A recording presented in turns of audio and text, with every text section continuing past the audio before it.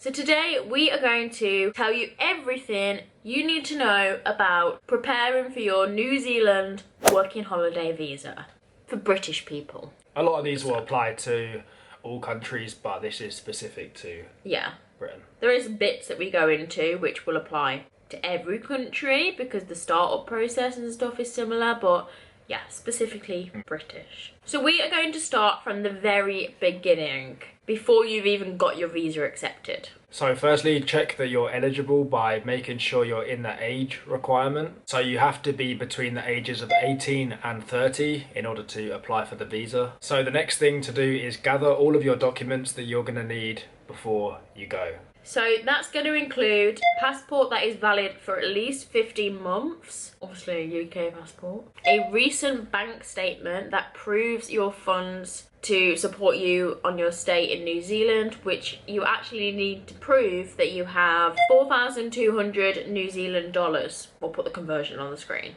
So if you are planning on staying for 2+ years, one of the documents you may need is a medical certificate. More information online, but I just know if you are applying for the 2 or 3 year visa, there's a lot more things you need to prove, such as police checks and your medical certificate to prove that you are well and healthy to come into the country. So the next step is to actually apply for the visa. The cost of 1 year on your visa is 245 New Zealand dollars. We'll put all the conversions on the screen again. So when we actually applied for our visa, it really didn't take that long to come through. I think it must have took a week or so. A week or two, yeah, a week or two. It wasn't long at all. So, meaning that your visa has got accepted and you filled in everything accurately, please make sure you do this. We're now going to look into health insurance. This is kind of crucial in Australia and New Zealand, as medical bills can be expensive if you don't have any. So definitely look into getting health insurance or even travel insurance if you're only staying for the year. It may actually work out cheaper. If you are doing 3 years, I'd probably recommend getting a payment plan for health insurance where you can just pay monthly, because you get a lot of benefits of doing that as well. One cool thing about New Zealand and injuries and stuff like that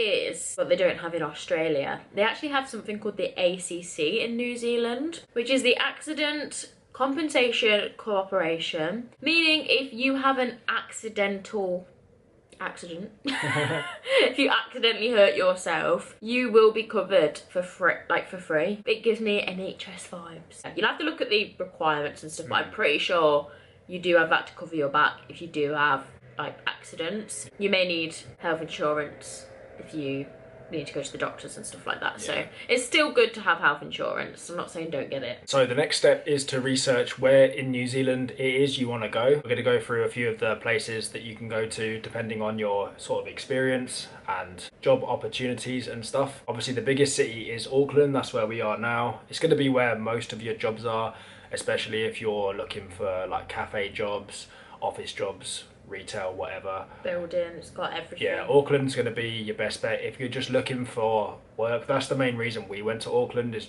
not really because it looked the best, more just because it was the best bet for getting a job in a house really quickly, because that's what we needed. If you want to go for something a bit more where there's less jobs, but a place that's obviously going to be more scenic or whatever, you can get cafe jobs in places like Christchurch or Queenstown, things like that. You can also get ski jobs, more nature kind of jobs actually. Obviously I think it would be harder to get jobs there. Yeah. Also, more if you're a couple, because you've got both of you to kind of... I think we would have eventually. Eventually. I think we were in a situation where we just needed to work as much as possible in a short space of time. Going to Queenstown, for example, would not have been practical. I would love to go to Queenstown. Yeah, if we were doing purely like, we weren't in a rush, we had loads of money saved, and we're just going purely for the place, we definitely wouldn't have gone to Auckland. No. But this was our only choice really. Sticking on the where you're gonna live situation is dependent on the duration, because there is seasons that you can do. For example, a ski season could be 3 months, or you might just want to do, because we had housemates who just did literally 3 months of work and then they left and went travelling. We was looking for more long term, to save money, build our funds, and I don't know, have more access to stuff, I guess. Yeah, I guess. We were just looking for more convenience rather going with our hearts, because we actually had our plane booked to Christchurch originally. And because we wanted to go somewhere that actually looked more Nice. like nice for us. And we love nature as well, Yeah, so we definitely missed that. yeah, just do your research. Obviously, it all depends on your situation, how much funds you've got, what your vibe is. Are you patient enough to wait for a job to come like up in opportunity? Auckland was the safe spot that we knew that we'd get more opportunities. And So now we're going on to the arrival in New Zealand. So one thing we noticed is how strict they were with bringing things into the country, in particular like dirt and things like that. Plants and bugs. Yeah, so make sure you check the bottom of your shoes, make sure you're not brought any dirt from whatever other country you were in before, because we had to put our bag through so many machines. Yeah, we did. And you might get a random bag check and have to throw your shoes away or something. We don't really want that. And I had batteries in my bag for, they must have been in there 2 years, and I'd probably done, must have been like 5, 6 flights in them 2 years. The batteries were fine for all the flights, but it was the one flight in New Zealand was the one that they got found on. I still don't know if we have batteries in your bloody... Oh no, you never know you need batteries. Are you going to try and make a bomb? Don't tell them. That was the one flight that actually they found my batteries. They're quite strict. So they were, they're strict. But even so, they're strict. Even going to the islands like Rangitoto, Yeah, you have to clean your shoes. So now we're getting on to the gruesome bits. Bits I did not like at all in the slightest. So, first of all, there's going to be 3 main things you need to think about when you arrive in New Zealand. 1, bank account.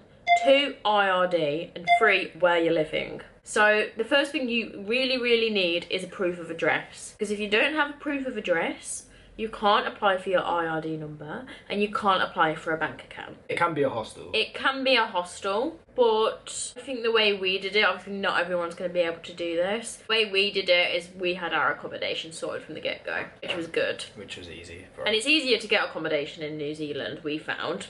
Way easier than Australia. Yeah, really easy. And yeah, so you're going to need all 3 of them. So your IRD number is basically your tax number, where... You need it. If you don't get an IRD number, you'll get taxed like 50%. Yeah, that's the one. Yeah, you'll get taxed a lot. So it's like your... What do they call it in Australia? TFN. It's a TFN number, and obviously the UK, it's national insurance. Yeah. So that was a lengthy process. Some people have told us they got it back in a day. It took us so long. We were getting frustrated because... I couldn't start my job. Yeah, you couldn't start your job. For like, I had the job secured and I couldn't start for about 2 weeks because of the number. Yeah. So long. So the right order to do this would be get your proof of address, then your bank account, then your IRD number, I think. Bank accounts can be tricky as well. We found the best one for us was BNZ for working holiday visas. They were so quick. Yeah. Within 2 days, we got our account sorted. It was an easy process. Whereas, was it ANZ? ANZ, yeah. We had to get put on a waiting list.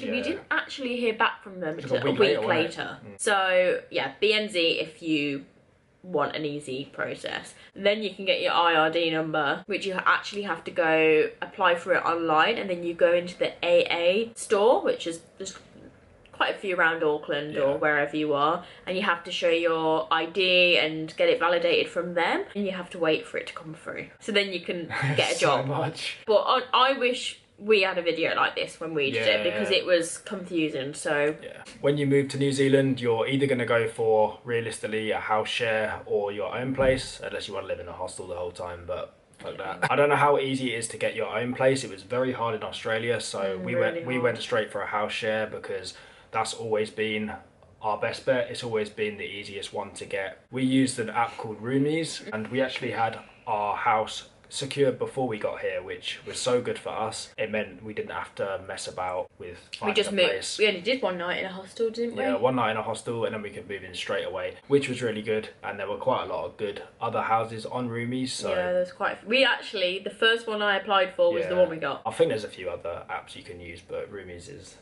the main one. There is Facebook, but I always recommend not to go on Facebook. Yeah, because we've had a few nightmares. A few fuck-ups. Yeah.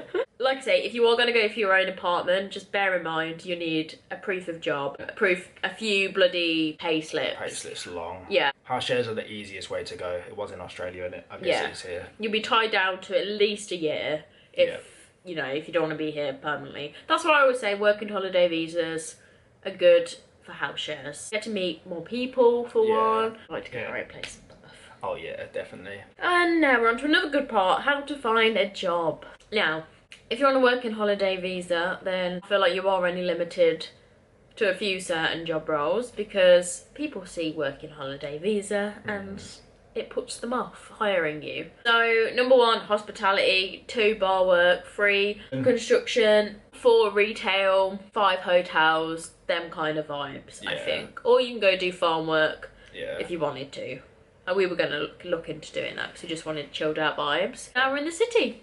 Right in the city. A few different places you can find a job is Indeed, Seek, Trade Me. If you're in a hostel, you can also go on the hostel job boards. Yeah. They're good for, hospitality, construction. They've always got phone numbers you can call or whatever. I'm sure if you're in a hostel watching this, then go and just ask at the hostel, or they've usually got like a job board you can look at. Or your other bet is going to the place. Just walk into places. This worked really well for me, and for hospitality, it definitely works well. Well, I got it in retail. I actually got true. I got a very good job opportunity, which was in Essex, and it's for an assistant manager role. And I declined it because, obviously, of the commitment, because I didn't want to commit, and they wouldn't have let me go back home at Christmas. Because they were looking for, 1 to 3 years. More than 1 year, basically, which and we're not going to be here for. No. Sorry, leagues manager. Yeah, the opportunities are out there if you go searching for them. I did find it. But I did go into lots of shops. It can get exhausting. But the thing as we say when applying for jobs is you've got to be applying for at least 20 a day. Well, yeah, at least 10 a day. But okay, 10 a day for a week. Then you'll get one. Don't be set back by rejections, because you will get lots. I heard back from about 4 jobs out of 30, 40 applied for. You will, if you try hard enough, you will get one. Yep. I think people give up pretty quick. They do, and it depends on your experience as well, and you will always get a job. So don't worry about that, you've just got to put the work in. Like anything in life. Yeah. Motivational. Yeah. That's pretty much everything you need to know. There's obviously little bits, but that's the main stuff. Yeah, and obviously getting a SIM card is just pop into one of the local corner shops and they can sort you out. Yeah. And we're with the provider One New Zealand, which was actually the old Vodafone. Yeah, so that pretty much sums up how to prepare for your working holiday visa in New Zealand. Obviously, it's a long process. It can be quite intimidating and off-putting. But once you're all set up and running, it can be a great experience and you're open to explore this lovely country. If you want to see more New Zealand content, obviously subscribe to us because we are here. And let us know what else you would like to see from us. Don't forget to subscribe to my channel and all our other social media platforms that we'll link down below. And thank you for watching, and we'll see you in the next one.